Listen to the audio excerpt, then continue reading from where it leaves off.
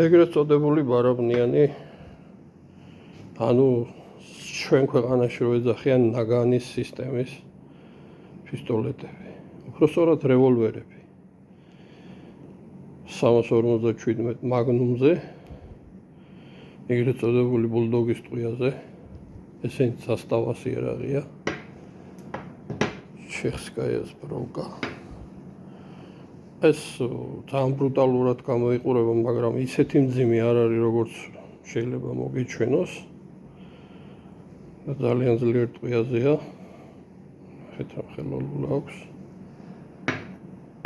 და ყველაზე საინტერესო ეგრეთ წოდებული ჟან რენოს პისტოლეტი ფილმიდან. კალიბრი 44